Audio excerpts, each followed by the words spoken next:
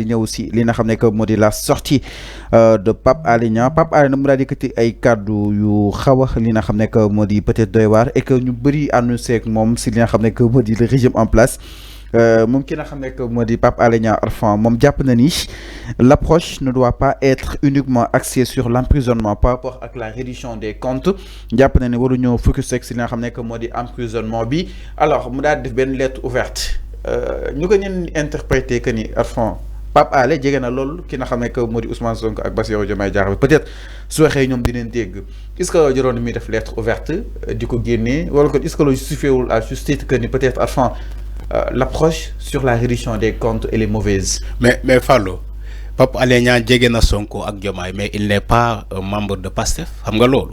Il n'est pas de PASTEF. Donc il faut nga xam loolu. Aujourd'hui c'est le journaliste. Non, c'est le journaliste qui parle. Ok. Il peut communiquer à travers une lettre ouverte mais lu mu wax ci lettre ouverte bi aayowul saagawul kenn deful dara. Il a dit attention. Ne pas tomber sur les erreurs du passé.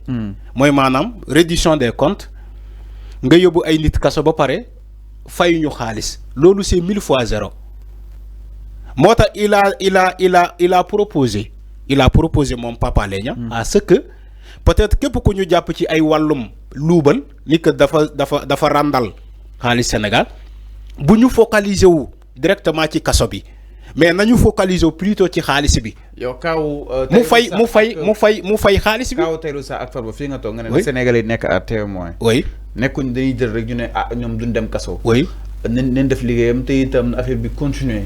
di woy ba tey mais Farba ak Tahirou Sarr joxewuñu xaalis de xam nga loolu.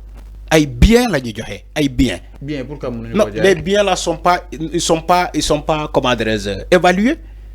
Justice mooy andi une expertise mu ñëw évaluer les biens là. donc suñu fay mën na leen bàyyi ñoom ñibbi. non mais xam nga la priorité de la reddition des comptes xam nga lan la. Le remboursement de cet argent là. ma ñëw xam-xam laa lay wax. question mooy laaj dama ne est-ce que ñoom suñu fayee mën na leen bàyyi ñoom ñibbi. dama ne ça dépend de l'appréciation. yow laa wax ma ñëw ça dépend de l'appréciation du juge. C'est pas moi. Ça dépend de l'appréciation du juge. Et du pôle financier judiciaire c'est pas moi c'est pas les Sénégalais. non dama ñëw li ma bëgg a wax foofu mooy. li ma bëgg a wax foofu mooy. Le premier objectif.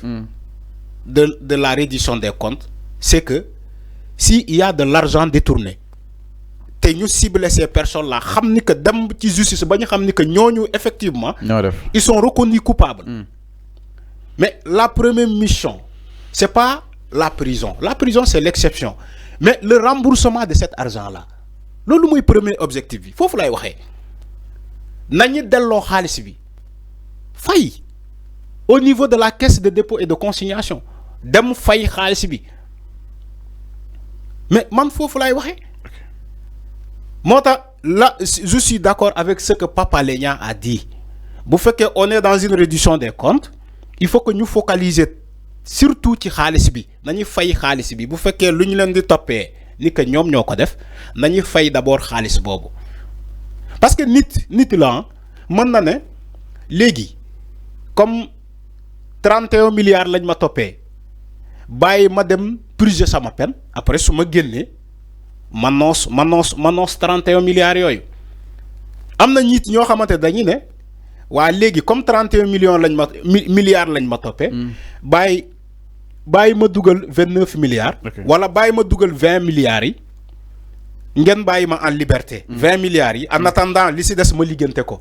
Après on sait comment ça se passe au Sénégal surtout en Afrique buñ la mayee liberté provisoire mooy ça y est c'est fini boo dugalee une somme en guise de moratoire après ça y est c'est fini doo compléter somme bu des la somme restante doo ko compléter.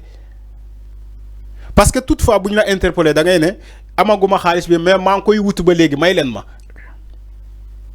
il faut pas tomber dans ces erreurs là c'est là où j'ai compris les propos de Pape Alé Niang boo toppee nit reddition des comptes il faut focaliser ci le remboursement d'abord de cet argent là.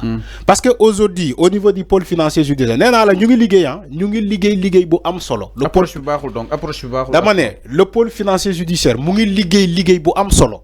Mais pourtant on le dit pas en haut.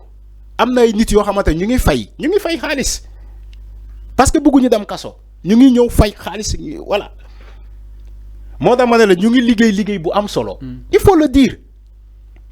Il faut le dire dans les plateaux là. Mais les gens dañuy seppi lu leen arrangé mooy maanaam way règlement de compte mbiru fayanto la loolu la ñuy seppi ñu dem wax ko ci plateau AFP. Mais concernant le travail qui est en train d'être fait au niveau du pôle financier judiciaire ay nit duñ ko wax ci plateau yi. Pourquoi duñ ko wax sénégalais pour sénégalais non ñu ngi def liggéey bu am solo.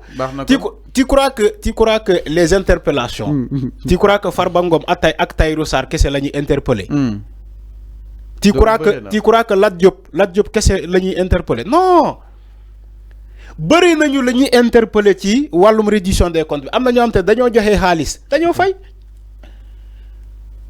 Waxuma ko c'est le procureur même financier qui l'a dit un jour ici. Ils ont récupéré plus de 200 et quelques wala 2 milliards wala ak lu ëpp loolu. Il l'a dit. Si ay chiffres. Donc nit ñi nañu bàyyi toujours di attardé wu sur ces arts de débat inutiles. Di naan way reddition des comptes way mbiru fayanto la way règlement de compte. Il n'a jamais été question de règlement de compte dans ce pays. Toutes les personnes qu'ils ont ciblées, qu'ils ont interpellées dans le cadre de la reddition des comptes, c'est parce que ces personnes-là, ils ont eu à gérer les deniers publics de ce pays. Donc, ils doivent rendre compte comme tout le monde. Je suis d'accord. Dans la reddition des comptes, même man Arfan, si je suis directeur général ou ministre, je suis top pour l'olo. Ñu ne ma kay nga wax ñu nan nga gérer ces luñ la jox parce que dénkaane parce que dénkaane la falu dénkaane analysant les propos de Pape Alé Niang est-ce que moom c'est-à-dire l'approche boo xam ni itam ñu koy utiliser sur la réduction des comptes peut-être convaincre ko sûrement non il a amené des amendements dafa amener amendement amender quelque chose il n'est pas dit que yow tu n'es pas totalement d'accord.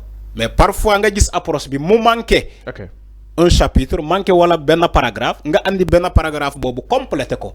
C'est là où j'ai compris les propos de Pape Alé Niang. Il a voulu compléter un paragraphe en disant attention il faut pas qu'on répète les erreurs du passé.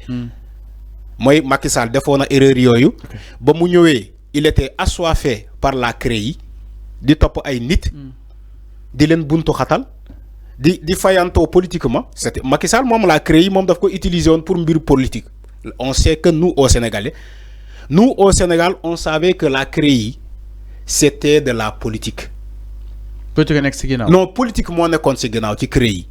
C'était pas un règlement, c'était pas comment dire une reddition des comptes, mais c'était de la politique.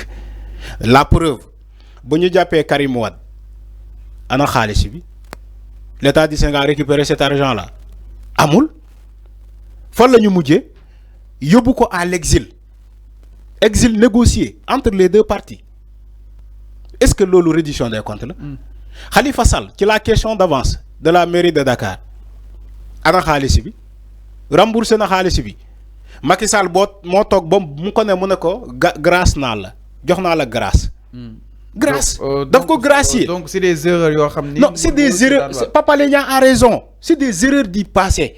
Nga jàpp ay nit maintenir leen kaso nga xëy nga ne ko may naa la grâce.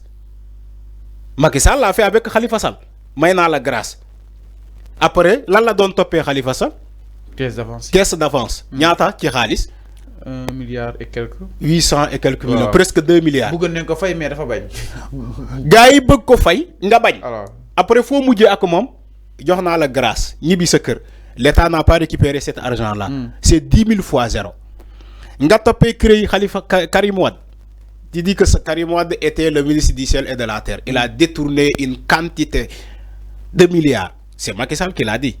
Ci CREI bi ñu topp Karim Wade tëj ko. Après ñu dem État du Sénégal déployer fay xaalis bu bari pour dem ci les tribunaux ci wër dëkk yi àdduna yépp pour xool les comptes de Karim Wade. Ils ont rien vu. Fa lañ mujjee ak Karim Wade may ko exil mu dem yoonam. On n'a pas récupéré cet argent-là. Mu ñëw pour topp ñeneen ñi ñoom Awa Ndiaye les anciens députés les anciens ministres de Abdoulaye Wade Awa Ndiaye Koudou. Awa Ndiaye xawma lan. ñoom comment dirais-je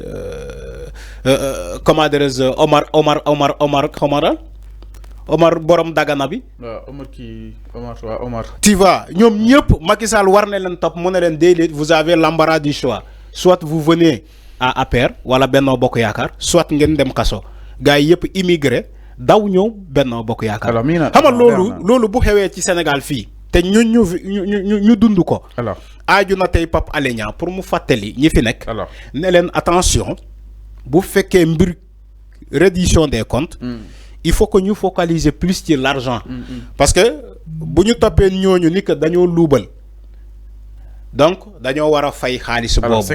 La priorité n'est pas d'aller en prison. Alors. Mais la priorité c'est de rembourser intégralement cet argent-là. Alors mi noonu par rapport ak li nga xam ne que moo di la sortie de Pape Alé Niang sur wàllu. Omar Sarr il a raison Omar Sarr. alors ñaar ñu itam si benn. Omar Sarr Dagana. Sans plus tarder.